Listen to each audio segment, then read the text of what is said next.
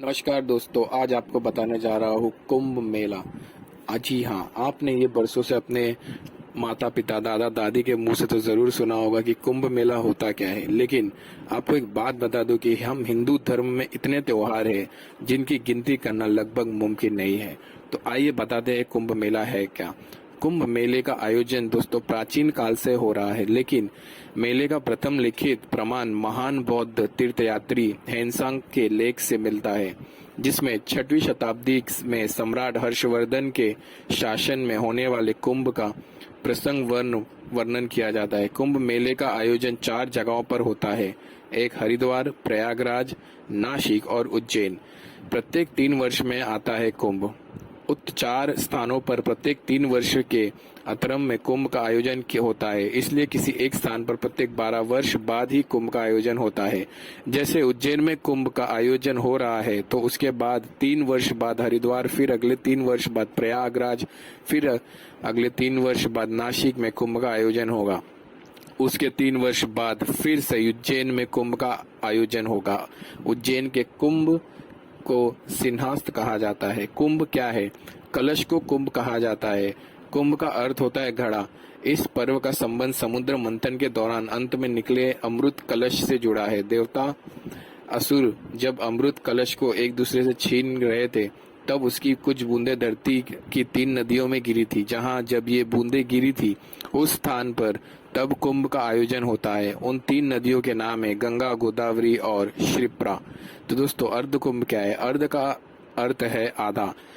हरिद्वार और प्रयाग में 2 कुंभ पर्वा के बीच 6 वर्ष के अंतरकाल में अर्ध कुंभ का आयोजन होता है। पौराणिक ग्रंथों में भी कुंभ एवं अर्ध कुंभ के आयोजन को लेकर ज्योतिषीय विश्लेषण उपलब्ध है। कुंभ पर्व पर 3 साल के अंतरकाल में होता है। तो चलिए दोस्तों, मैं आपको अभी थोड़ा कहानी बताता हूँ कि ये क्या है, कुंभ का कहानी क्या है, क्यों होता है, ये स्टोरी क्या है। तो चलिए जानते हैं इसकी कथा। दरअसल अमृत पर अधिकार को लेकर देवता और दानवों के बीच लगातार 12 दिन तक युद्ध हुआ था, जो मनुष्य के 12 वर्ष के समान है। अथवा कुंभ भी 12 होते हैं। उनमें से 4 कुंभ पृथ्वी पर होते हैं और 8 कुंभ देवलोक में होते हैं। समुद्र मंथन की कथा में कहा गया है कि कुंभ पर्व का सीधा संबंध तारों से है। अमृत कलश को स्वर्ग लोक तक ले जाने में जयंत को 12 दिन लगे। देवों का 1 दिन मनुष्य के वर्ष के 1 बराबर है। इसलिए तारों के क्रम के अनुसार हर 12वें वर्ष कुंभ पर्व विभिन्न तीर्थ या स्थानों पर आयोजित किया जाता है। युद्ध के दौरान सूर्य, चंद्र और शनि आदि देवताओं ने कलश की रक्षा की थी। अतः उस समय की वर्तमान राशियों पर रक्षा करने वाले चंद्र, सूर्य आदि ग्रह जब आते हैं, तब कुंभ का योग होता है। और चारों पवित्र स्थलों पर प्रत्येक 3 वर्ष के अंतरकाल पर क्रमानुसार कुंभ मेले का आयोजन किया जाता है। अर्थात अमृत की बूंदें छलकने के समय जिन राशियों में सूर्य, चंद्रमा, बृहस्पति की स्थिति के विशिष्ट योग के अवसर होते हैं, वहां कुंभ पर्व का इन राशियों में ग्रहों का संयोग पर आयोजन होता है। इस अमृत कलश की रक्षा में सूर्य, गुरु और चंद्रमा के विशेष प्रयत्न हो रहे थे। इसी कारण इन्हें गुरुओं की उन्हीं विशिष्ट स्थितियों में कुंभ पर्व मनाने की परंपरा है। अमृत की ये बूंदें 4 जगह गिरी थी: गंगा नदी, प्रयागराज, हरिद्वार, गोदावरी नदी, नासिक, क्षिप्रा नदी, उज्जैन। सभी नदियों का संबंध गंगा से है। गोदावरी को गोमती गंगा के नाम से पुकारते हैं। क्षिप्रा नदी को भी उत्तरी गंगा के नाम से जानते हैं। यहाँ पर गंगा गंगेश्वर की आराधना की जाती है। ब्रह्म पुराण एवं संकद पुराण के 2 श्लोकों के माध्यम इसे समझा जा सकता है। तो दोस्तों, आई होप आपको समझ गया होगा कि कुंभ की क्या स्टोरी थी। अभी हम पहुंच गए हैं नैनी ब्रिज। तो दोस्तों, ये है नैनी ब्रिज हमारे उत्तर प्रदेश के प्रयागराज में। ये ब्रिज दोस्तों देख लीजिए, बहुत ही सुंदर ब्रिज है। इस ब्रिज का भी कुछ इतिहास है, वो मैं आपको बताना चाहूंगा। यूपी में प्रयागराज को नैनी से जोड़ने वाले एक यमुना ब्रिज को शहर के लोग शापित मान चुके हैं। दोस्तों, कहा जाता है ये पुल बीते 2 दशक से सुसाइड पॉइंट बना हुआ है। इस ब्रिज से अब तक जीवन से हताश हो चुके 1000 से ज्यादा लोगों ने नदी में छलांग लगाई है। प्रयागराज का यह पुल अब सुसाइड पुल के नाम से माना जाता है। साल 2000 में तैयार हुआ यह पुल प्रयागराज को नैनी से जोड़ता है। इस पुल के बनने से मिर्जापुर और मध्य प्रदेश की ओर जाने वाले लोगों को रास्ता मिल गया। लेकिन इसी पुल से जीवन से हताश और निराश होकर लोगों ने आत्महत्या करने की एक जगह मिल गई। बीते 20 सालों में इस पुल से कूदकर जान देने वालों की तादाद बढ़ती जा रही है।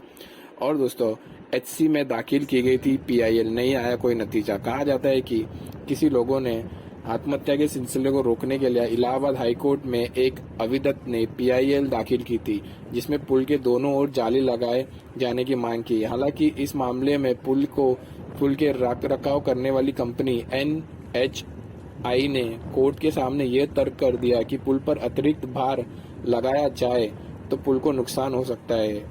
इसलिए दोस्तों, इस पुल यहाँ पे अब भी जान माल का खतरा बना रहेगा। अगर दोस्तों आप भी कभी जाते हो तो ये पुल काफी डेंजर है, तो संभाल के यहाँ पे जाइए। तो चलो चलते हैं आगे, देखते हैं यहाँ पे क्या होता है। तो इस पुल से दोस्तों यहाँ से आप डायरेक्ट वहाँ से आपको डायरेक्ट दोस्तों यहाँ से संगम तक लेके जा सकता है। यहाँ से 200 रुपया लगता है इस बोट से। देख लो कितना साफ पानी है, बहुत ही अच्छा है पानी, बहुत ही साफ सुथरा है। चलो आगे चलते हैं दोस्तों, ये रही बोट। अभी आपको आगे का दिखाएंगे क्या चलता है, आप देखते रहिए। This is the edge of river Ganga. I can't believe that I'm here.